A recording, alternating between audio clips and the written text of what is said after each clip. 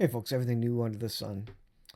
Happy Canada Day. It was yesterday for Canada, and happy 4th of July weekend for my American friends and subscribers. This is a subject that I've spoken lots of before, so much, and I think all like channels have spoken about it lots to where it's a subject where I don't think I need to talk about it a lot. You get the idea. You see the same news that I do, but it's important enough, and I think we're at a point, a turning point, not necessarily in the fact that it's happening, but in the fact that it's getting real. People are starting to feel it. And what am I talking about? I'm talking about the economic trouble, the rationing of food, and the potential to get yourself into a very, very bad financial situation.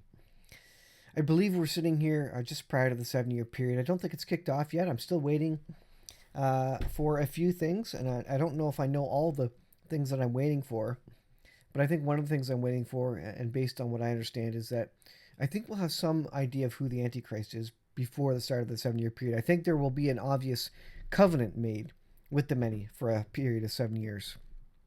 I think there will be the third temple either uh, being built, getting built, maybe at the start or just prior to, or maybe immediately after. But I feel that there needs the world needs to be in a place where Israel is very, very close to building it, and it's mainstream news that indeed they are about to build the third temple, and I think that will come. They're they could start building it tomorrow, but they're a ways off yet, I think, based on what's happening, although they are moving in that direction. But suffice it to say, I don't think it's imminent yet. I don't think the 7 year period is imminent yet. We're moving along very quickly in that direction. But we're getting a taste and of what it will be like during that period, and will be very bad in that period. When we're in the middle of the 7 year period, it will be no mistake. No one will mistake what it is for, global warming, whatever. I think it will be obvious at that point. Right now, we're just heading into a recession, uncharted waters to be sure, but explainable, and a place where the world has been over the last 50, 70, 80 years for sure. So we've seen a lot of this before, maybe not our generation, but it is heading in that bad direction. So this is the article. This is from the economiccollapseblog.com. Rationing has already started in Europe as the entire globe plunges into a horrific economic nightmare. If countries in Europe are already beginning to ration certain things due to supply problems, how long will it be before it starts happening in the United States? This is the key for the Western world, especially for North Americans. When will they actively and overtly start rationing supplies? And I think this is coming. And when that does, there will be panic and fear in everybody, and violence will skyrocket, even just with the price of gas. There's already people stealing gas more and more. There's now stickers on the gas pumps, saying that it's illegal, obviously, but it's illegal to steal gas, etc. At first, we were told it was just temporary, but months went by and we just kept having more shortages. In fact, in 2022, supply problems have become so serious that many supermarkets in Europe are forced to strictly ration essential items.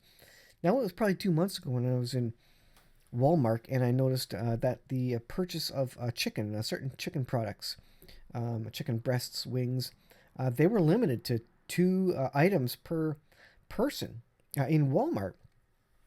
Fascinating. I've never seen that before, and this is what's happening in Europe to a greater extent. It says after limiting supply or sale of flours, sunflower oil. Now, this is a big thing. Cooking oil is really in short supply there because a lot of it comes from Ukraine and Russia. After limiting the sale of sunflowers and sunflower oil online, Greek supermarkets are turning to rationing the sale of sugar. So if you're not stocked up on things like sugar, salt, basic staples. You could come to a point where you're simply you won't be able to stock up anymore because it will be rationed. It says over the past few months, we have seen similar measures implemented in other major European nations as well. For example, the war in Ukraine prompted pretty severe rationing in Spain, sporadic shortages of eggs, milk, other dairy products. Looking forward, natural gas rationing is the next big thing. Of course, in Europe, this is happening already. The price is skyrocketing. Again, supply and demand. If there's lots of demand, not a lot of supply, that means price is going to increase. And many in Europe aren't ready for it. As they they heat their houses on natural gas. It seemed like there was an unlimited supply of cheap natural gas, and now that the world is at war, effectively, some kind of a nuclear war, then all of a sudden things are up in the air, and nobody knows what it's going to be like, and what commodity is going to be cheap or expensive. Italy may start rationing natural gas. Do you have gasoline backup for your generator? I suggest that you seriously start thinking about not only having backups of gasoline, but getting rid of your gas generator, moving to solar batteries, something that that is rechargeable, that you don't have to depend on, gas stations having gas. The interesting thing about the times that we live in is that we were all prepared for things to get cut off completely, like a EMP attack goes down, electricity is gone, all of a sudden no one can pump gasoline. But what happens if over, uh, 3 weeks, 2 months, 6 months, the price of gasoline increases slowly but surely, cutting into your budget, to where you're using credit cards at first to pay for the extra amount because you think, well, maybe it's going to go down shortly. Maybe gas will go down. Instead, it's basically paying double what we were before. So you still have to do all the same things that you were before, but you have, that extra cost of fuel to do all the same things. If the lights simply went out, we would simply stop doing things, traveling here and there. But if the lights don't go out, we try to keep our daily lives going with soccer and going here and going there, and driving, and doing our summer vacations and all these sorts of things we in North America do. And we keep trying to do these things. Meanwhile, the price of gas has doubled, and that either goes on a credit card, or it gets pushed down. Kick the can down the road and pay that bill off later. And so it's a completely different story if things don't completely shut off. And this is really almost harder to prep for when things slowly get bad, because you burn through your preps if you're starting to use your preps.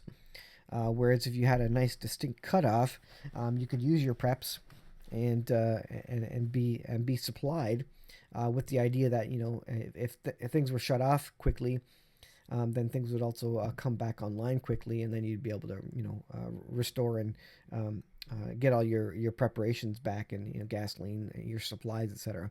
But this slow dragging out, I don't know, I'm at lost for words. The slow, dragged out descent into economic collapse is something that probably most of us weren't expecting, aren't really prepped for, although we should have expected it. And it's what will take us out. It's what will eventually be the undoing of society as people get more and more desperate over time. It says CNN is reporting Germany is one step closer to rationing supplies now that Russia has decided to reduce the flow of natural gas. So this is the real and present emergency in Europe right now as we speak, and has been for weeks, so far, as Russia shuts down more and more fuel energy to these locations. Here in the United States, economic conditions are deteriorating rapidly, and most Americans are totally unprepared for this sort of major economic downturn. Earlier today, I came across yet another survey that shows 60% of Americans are currently living paycheck to paycheck. Now, put your hand up in the air if you are living paycheck to paycheck. If you don't have, two, three, $4,000 in the bank, you are probably living paycheck to paycheck. Now that's me as well in large part. If I weren't to count particular assets, but I think most of us are because we've been accustomed and trained to live paycheck to paycheck, to make just enough to use up all our money to pay for a big house and a big mortgage, and to not save. We've been kind of trained by the rulers of the economy, if you will, and the government to spend money, to get out there and spend and help the economy move. Um, Meanwhile, if we ever miss a paycheck, we are not in a good position. We find consumers in all brackets, including those who make 100,000 annually, are living paycheck. So imagine you make $100,000 annually, and I certainly don't, and they are still living paycheck to paycheck. They're spending it all. They have a big mortgage. They have a big house. They have big vacations. They have multiple cars. All these things. And this is the thing. If this is prolonged and it's slow increase in gas, we're going to try and keep our living standard up, and try and keep it at what it was. Meanwhile, we're spending more and more and going more into debt, thinking, you know what, we're going to be out of this in a month or two. And then we'll pay it off then. And this is the thing. I think this is going to catch most of us, where we just kick the can down the road. We say, you know what, this is going to be fixed then. I'll pay it off then. I'll pay it off later. I'll do something about it later. Meanwhile, we need to be tightening our belts right away, right now. And certainly for me and my family, honestly, we haven't got to that mental state where we tighten those belts immediately and say, you know what, we can't do this anymore. The price of gas or whatever is just too expensive. So we'll get to that point.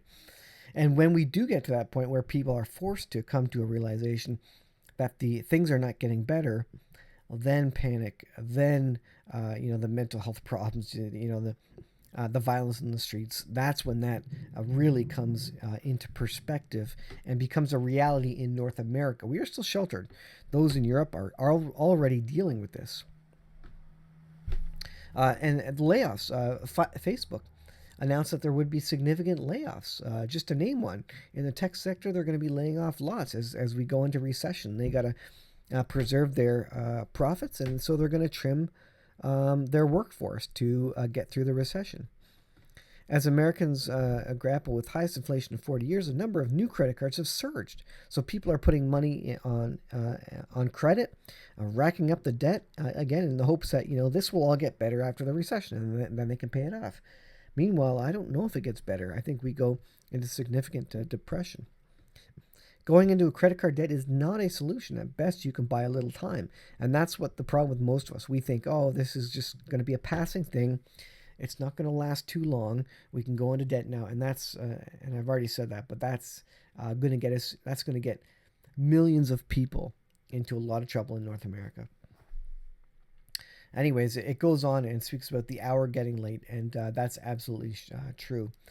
Price of everything is increasing, and so this is just a warning. We know this, we see this, we read the same news, but this will really come home to North America over the next couple of months. Europe is already dealing with it. Watch for violence to start breaking out, protests, hunger, famine, all sorts of things. And the Bible says the love of many grow cold during these days, and that's because they're desperate. They don't care for anybody. They don't have time for anybody anymore. They're just trying to look after themselves and feed themselves at that point. So be prepared, folks. And it's going to be hard. The more long and drawn out this is, the harder it is, even for those who thought they have prepared. Because again, just the idea that we try and keep our living standards at the same level throughout, and it's simply not attainable. So I'll leave it there, guys. Thanks for watching. Be prepared.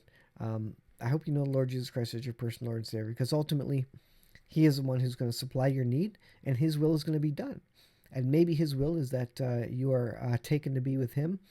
Maybe His will is that you stay here until the rapture of the church, and endure until the end, and run the race, and help others while you're at it. So do your part. Pray the Lord's will be done in your life. Thanks for watching. We'll see you in the next video.